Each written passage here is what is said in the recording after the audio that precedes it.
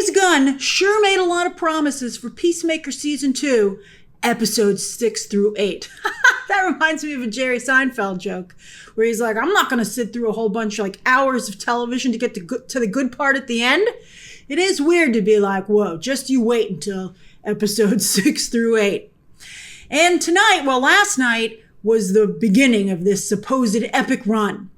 And James Gunn's fans, I asked you on Twitter, you feel he delivered.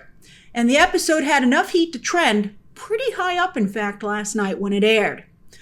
Although, Peacemaker Season 2 Episode 1 also trended very high when it dropped a few weeks ago, still couldn't make the Nielsen Top 10. Not the overall chart, but not even the originals chart, where the bar is low. And then Episode 2's Nielsen numbers just came out yesterday, still didn't trend. And these were the long episodes. Nielsen is very reliant on minutes. And now, it's ever since the first 2 episodes, it's been half hours, baby, including tonight's episode, just half an hour. So while James Gunn keeps his promises to his fans, how many fans does he have as a foundation, right? What's the foundation that he brings to the table? I mean, Warner Brothers is paying him a pretty penny because he's supposed to bring a big group of fans with him from Marvel, but not able to make this show. It trended first night it aired and then tonight, but it so far has not been able to get on the Nielsen charts. Are the surprises of the last 3 episodes, starting tonight, starting with this episode 6, are they going to be enough to finally put Peacemaker Season 2 on the charts? And remember, Peacemaker Season 1 was never on the charts because when it aired, Max was not participating in the Nielsen charts, which allowed James Gunn to make a lot of bold statements about the viewership. He was like, it's the top show on Max. And we were all like, but how many people are watching Max? And this was the early days of Max. And, I think we all knew the answer to that was not many, but James Gunn insisted that it was. But now he's got, full transparency, and he's not charting, at least so far. What do you think? So here's what I think of this episode. If you care about these characters and DC Comics, not the movies and TV shows, but the comic books, then I think it's actually a very good episode. I think he delivered, particularly because he's only getting started. He's got 2 more episodes to go, as he said. So if this is where we're starting, I'm excited to see where we go. Again, as a comic book fan, I don't know for some other people how exciting some of these reveals might have been. But I'm curious to hear your thoughts down below if you're not a comic book person. What did you think of the episode? Gunn sure crammed an awful lot into a half hour. It seemed longer to me. And I think that this had been his episode 3 or even 4 instead of 6, this season would be so much stronger. Gunn has to learn still how to write a series. And to be fair, a lot of people are struggling with this. But Gunn, of course, comes from features. There, people watch the whole movie, right? They're at the theater.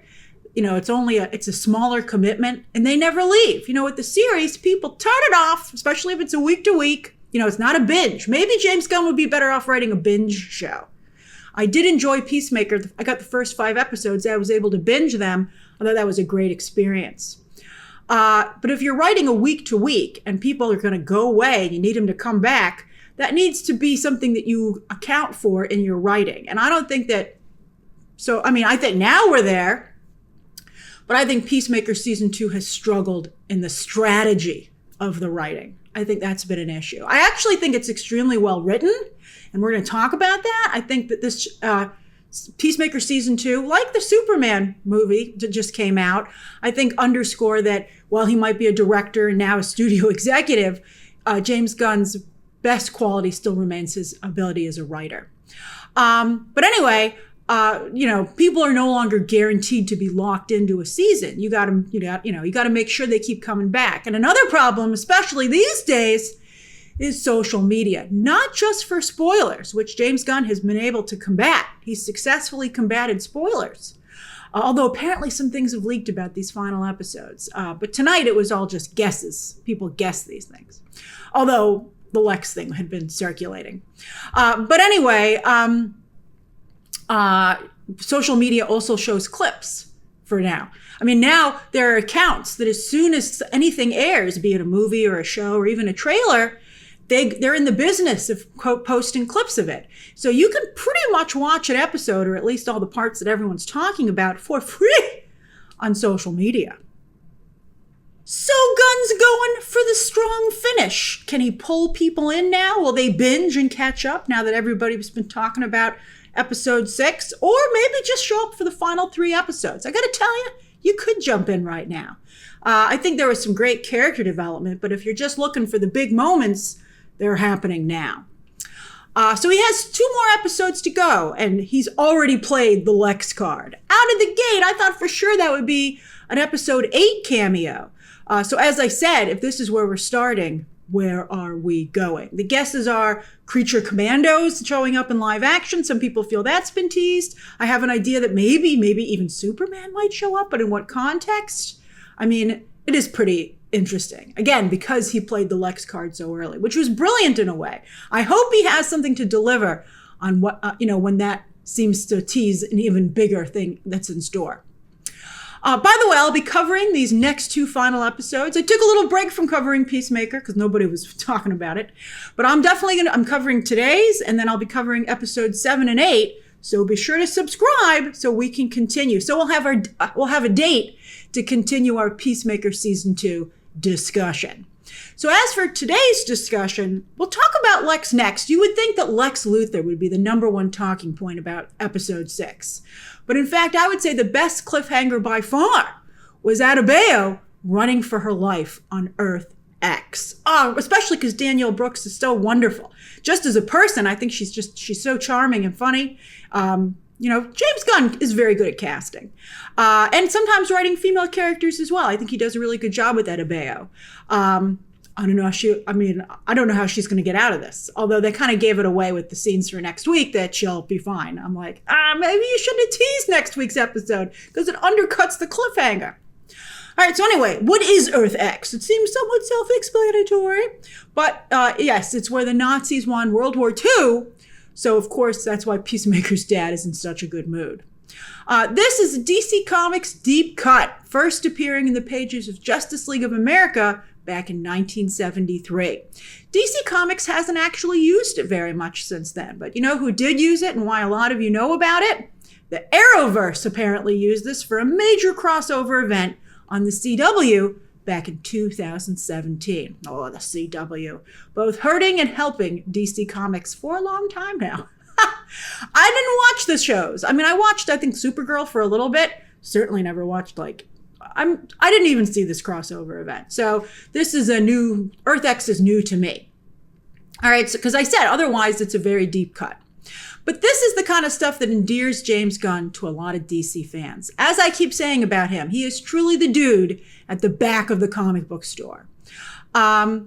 He's not a gatekeeper, though, which is great. Sometimes that dude at the back of the comic book store tends to be a gatekeeper. But I do think that James Gunn assumes that everybody else is in the back of the comic book store with him. I think that he has to realize that he's got to be like, hey, you, not just in the front of the store, but on the sidewalk outside the store, who isn't even feeling that you want to come in. How do you appeal to that person? And I think that's a bit of a blind spot for him.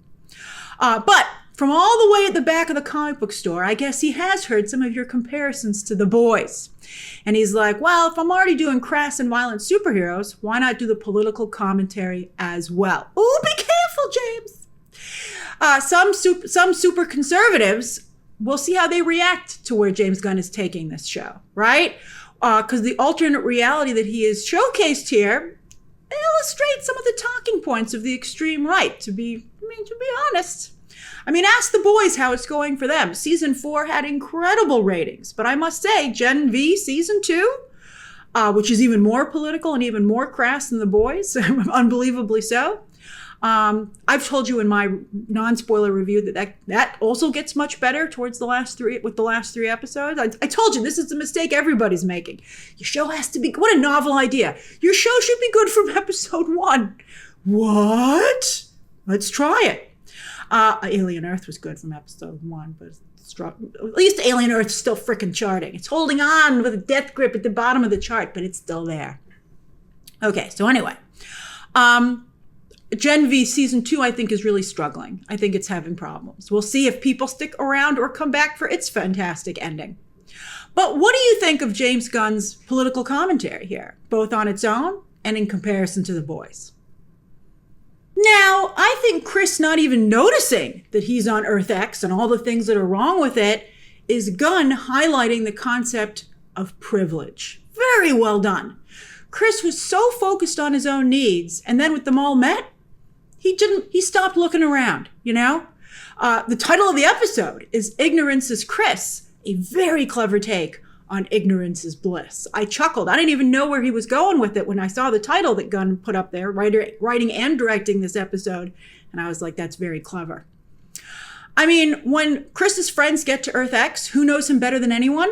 Adebayo, truly his best friend. And I hope that, more than even Harcourt, Adebayo being in danger is what gets Chris to leave, even though, well, his family's evil here too. But I think, what a concept, you know? This show could have such great serious elements to it, which Gunn is capable of because he delivered those in Guardians of the Galaxy 3. But he messed up his timing here. And I'll talk about that more in a moment. But first I want to say that Adebayo continues to shine on this show as a character. And it's also clear that she has become this team's leader. She gets those leadership skills from her mom. I'd also hoped that we would find out where all the people of color are. Like, where is Judo Master, right? Like, are we going to even have time to deal with that? I think this show is moving so quickly that perhaps he's been killed. But where's Mr. Terrific? So there's Mr. Terrific, Flurry, Bordeaux, Mommy Waller, right? Another Adebayo. It could be really interesting and a potential spin-off show or special, right? Or maybe even a spin-off comic book. A superhero team of color fighting the good fight on Earth X with a killer lineup? That would actually, I think, sell quite well. And even if Peacemaker Season 2 never gets to where it should be in the ratings, where they'd like it to be, that would be, I think, a nice legacy. So, you know, and James Gunn is very respectful of the comics, so why can't it be a two-way street, right? Like, I think that if it was a two-way street, maybe more people, like, we want more people to read comics. And DC Comics is doing very well right now. Their comics are better than Marvel's at the moment. All right, so anyway, becoming attractions for this show, for episode 7, as I said, show that everybody already escapes in the next episode. So Gunn took too long to get here. He could have had a Watchmen level show that was just also funny, which would have been fantastic. By the way, if you're intrigued by this type of political commentary, watch HBO's Watchmen. Oh my gosh, it's such a good show, and it handles these very same types of topics. If you haven't seen Watchmen, you should correct that immediately. It's on HBO Max. But before you watch it, you should try and read the comic, the Alan Moore comic, because HBO's Watchmen is not an adaptation of that, but a sequel, and a surprisingly good sequel. It's one of the only times that Hollywood continued a story from the comics and did not butcher it. Like, it's actually a really incredible show with really clever places that they take the characters and their kids and the next generation, etc. It's a phenomenal show. Oh, I loved it so much. I wish it had gotten more credit back in the day. James Gunn should be telling you to check out Watchmen because he's the head of DC. So, all right. So anyway, now we can talk about Lex Luthor. Did Lex seem different to anyone else? Like, his voice was definitely off. Part of me felt maybe it was just the prison phone he was using that kind of distorted his voice. But the voice was different, but I think he even moved a little differently. And I was wondering why, because I liked his performance in the movie so much. I was like, don't change anything. I mean, I'd be curious to know why Gunn and Hoult maybe decided to make these changes to the character, right? Is he simply depressed? Or defeated, is he letting his fancy facade slip, and this is who he truly is the whole time? Speaking of facades, by the way, I thought Lex's choice of what to focus on that was going on in the next cell over, the twink and those activities, seems to support my theory that Lex is closeted. I'm sticking to that. I feel there's real evidence for it, and I feel that evidence continues. My Lex is closeted folder is getting thicker and thicker. So I'm curious, what are your thoughts on that? And is he next to the creature commandos? I mean, one of them does glow, but the description doesn't seem to fit. I don't think he is. It was interesting, though, for him to be so against metahumans, and now he was surrounded by them. Also, how about the fact that he used to have his own prison, and now he's in a prison? I think maybe he would have some commentary about that. He's like, my prison was a lot fancier and nicer. But yeah, I mean, so this was not really there to, like, I think to reflect on Lex Luthor as a character, but as James Gunn has promised, to start to move him into position for the next sequel that's just been announced, Man of Tomorrow. But in true, like what Disney Plus does, you don't have to have seen this to understand the setup, especially. I mean, we'll see if they do any more. Maybe Lex will come back. Again, we have 2 more episodes left. But it's a pretty simple setup. So Rick Flag Sr. needs to find an interdimensional portal, and Lex has a lot of experience with interdimensional portals. So what's the carrot, right? What's going to get Lex to help? Well, at first I thought, well, Lex wants out of that prison. And at first I thought they were going to put him on the Suicide Squad. But Lex doesn't want to be around other metahumans. So I guess that wouldn't be a very good carrot. I did like when Lex said, let's not play games. Why don't you just cut to your best offer? That was very Lex. I liked that quite a bit. And by the way, I would have loved to have seen him on Suicide Squad. But there are no metahumans. Well, there's a cyborg working at Argus, but maybe, Lex made his own cyborg, right? With the engineer. So he'd be like, I could upgrade you. But anyway, he's going to join Argus, which is basically just another corporation, only this time for the government. So I think Lex will really thrive there. And I would suspect eventually, I wouldn't be surprised if Lex ended up running the place. So, but on that note, this is a very good setup for Man of Tomorrow, because that would mean it wouldn't be Superman's idea to team up with Lex to take on Brainiac. The government would insist upon it, because they'd be like, okay, this is your problem. We'll see if they make Brainiac related to Krypton at all. But they're like, you got to team up with our guy. And also the government is probably somewhat still distrustful of Superman. So they're like, we're going to put Lex Luthor on it. So Superman would have no choice but to work with Lex. And obviously that's the only way that Superman would work with Lex Luthor. Although in the comics, sometimes Superman is willing to work with Lex because Superman wants to save the day. So if he's forced to do something he doesn't want to, but if it means saving everybody, he of course wouldn't put everyone in danger for his own personal issues. But it's a really good setup, actually, and it still creates some tension between Superman and Lex. They're not going to be buddy-buddy. They're going to be a reluctant team-up, which should create some really great dialogue. So I think it's an excellent setup. So who is Rick Flag Sr. meeting next week? Who's Lex's contact? At first, I was like, is this going to be another fun deep cut from the comics? But no, I think it's Porn Stash from Lex's crew, who seem to have gone underground. I hope we don't have a lot of cameos, like cheap cameos. The Lex from the movie. It's cool when you get Nicholas Hoult to do it, but if you just get all your B and C level actors, who of course will do it, it becomes a little less impressive. So, and I think it would hurt the image of the show. So, but we'll see how it plays out. I didn't think about the fact that Lex might come back. I hope maybe Lex does come back a little bit. That would be great. Now, speaking of Rick Flag Sr., where's Junior? Did Joel Kinnaman just come back for one episode as the comedic relief? Like, are we not going to see his father, Rick Flag Sr., reunited with his son in a way by seeing the one from the other dimension? And then also, now that we know about Rick Flag Jr.'s history with Harcourt, how does she not get a chance to see him? She was even in the office. That was nuts. Maybe it'll happen next week. By the way, Harcourt versus Amelia. Very clever juxtaposition. Hard versus soft, addressing her by her first or last name. I thought that was great. And also, as someone who wears a lot of black, particularly black pants, my pants closet looks like Jughead or Mickey's closet. The gag about the difference in how Amelia and Harcourt dress really hit home. I thought that was a real hoot, and I got a real kick out of it. Harcourt, hardcore. Anyone else get that before this episode? Was that a joke they made in season 1? Loved it. Chris slept with Amelia. For some reason, it just felt really wrong to me. Like, he's not her Chris, but she doesn't know that. And she's not his Harcourt, but he does know that. It just really creeped me out. It seemed like it was just, again, as I said, very wrong.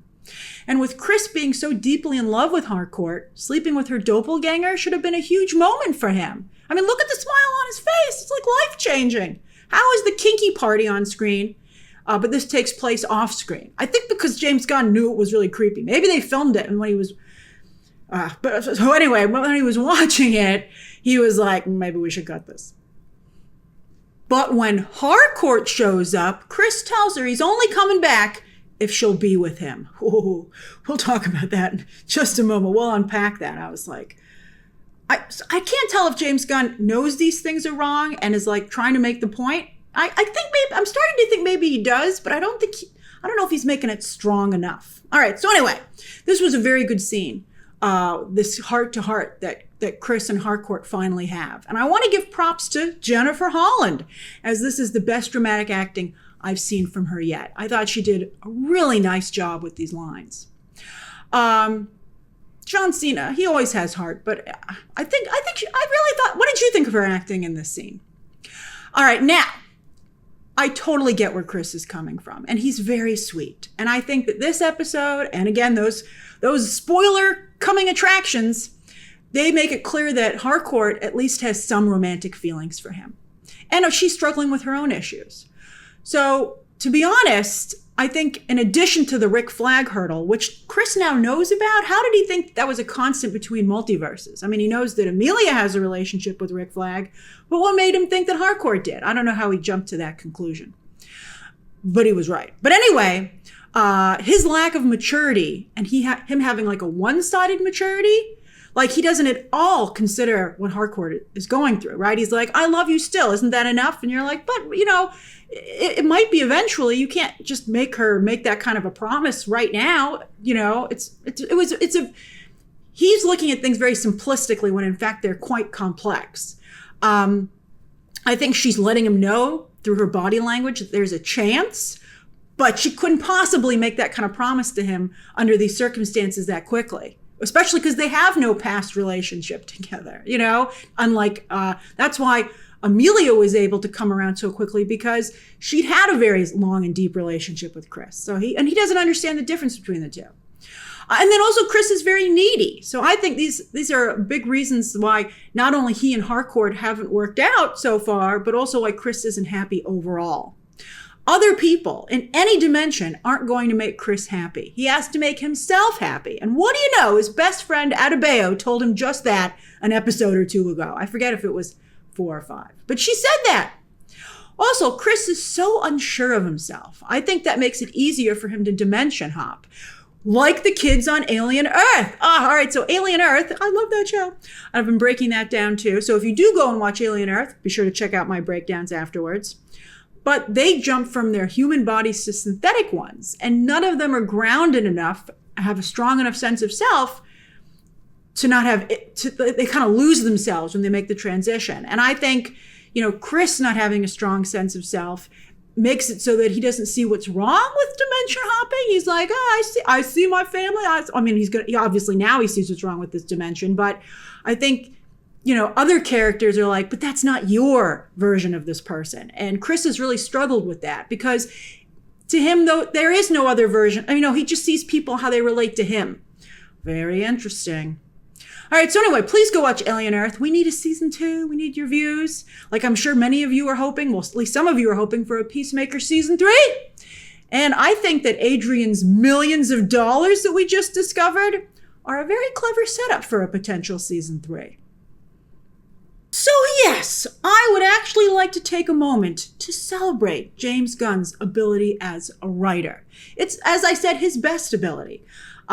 Peter Safran's supposed to deliver the business acumen, but he's not. But anyway, Gunn here is playing the short game and the long game. The way he's able to move the pieces on the board is very impressive. Often without a number of viewers able to see the long game that he's playing. I mean, I'm pretty good at guessing stuff because I watch a lot of movies and TV. And Gunn is able to surprise me at a couple of points. And that means those surprises are earned, right? Gunn's not cheating. When you look back, you see the clues and how he was setting it all up. So it's, again, as I said, very rewarding. It's like the chess of screenwriting.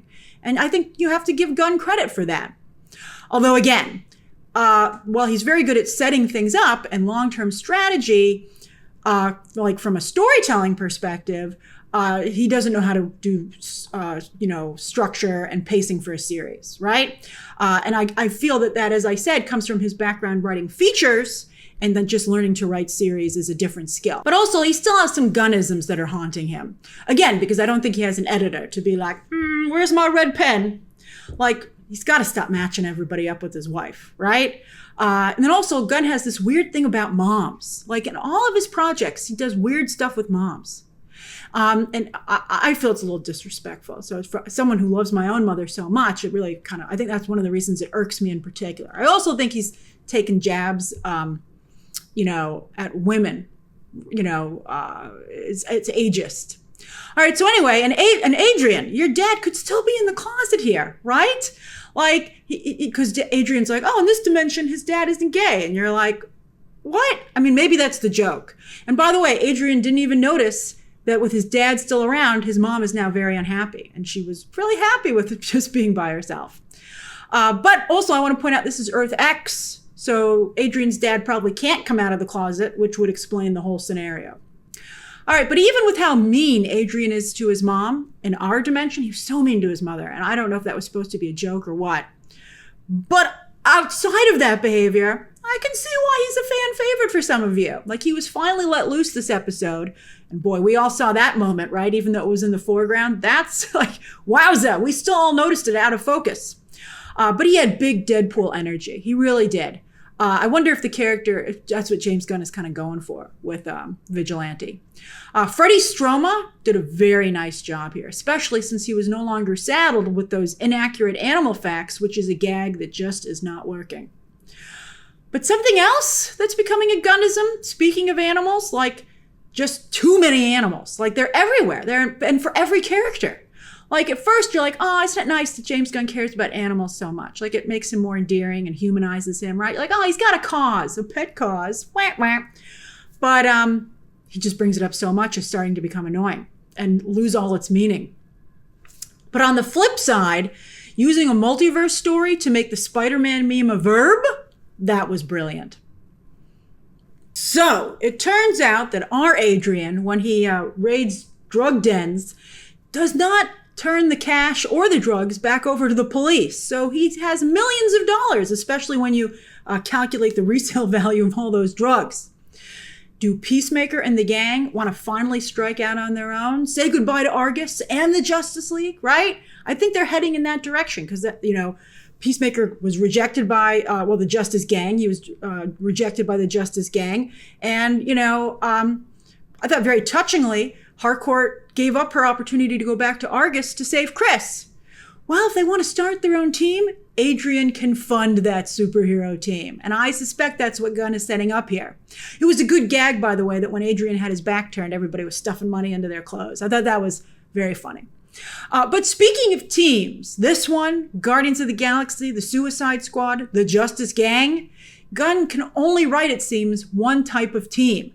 Good thing he makes them all very funny and charming, but it's still becoming very repetitive.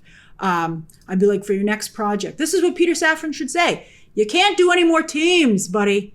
They're all the same. There's even a little bit of this in Superman, too. Again, I'm very excited for more creative voices to join DC so that it gets a little bit more, it doesn't seem always the same.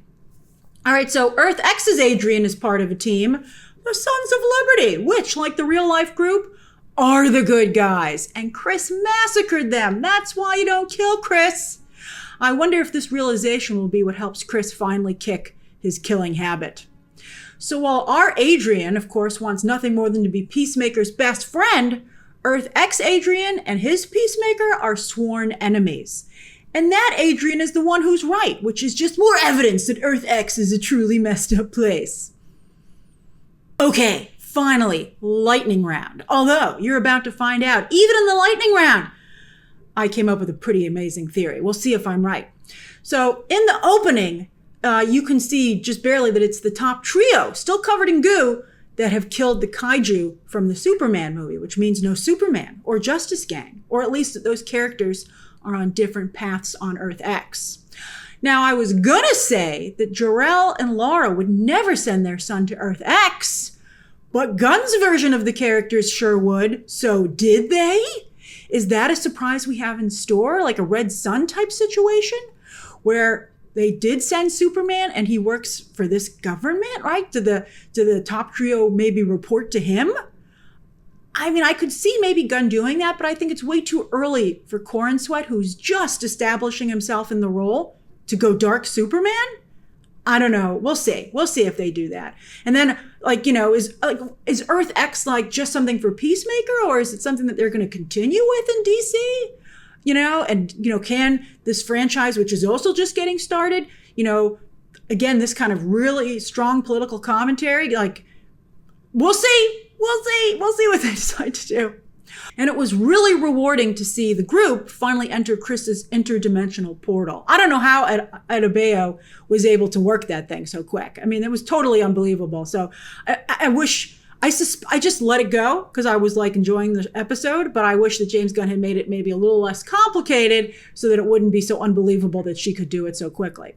But anyway, they then entered the house of the other dimension where, you know, well, it's now we now know his evil family, but it's where his father and his brother are still alive. And, you know, that's where Chris feels their relationship is repaired.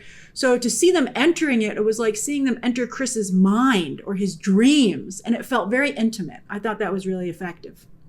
Economos, once again, very funny, even with very few scenes. They sure cleaned up that kitchen extremely well. I was like, wow. But he is not meant to be in the field. He gave Chris up like that. My goodness, Economos. So that's episode 6. What did you think? And where do you think and hope James Gunn is going to go from here with the final 2 episodes? Share your thoughts down below. Subscribe today. And of course, as always, you can check out some more videos right now.